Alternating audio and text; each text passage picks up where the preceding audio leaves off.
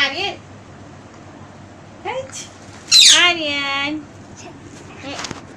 आर्यन दे दे दे हंसो ना तू अरे यार का दूध पसंद है अर्धी आजी गो आरू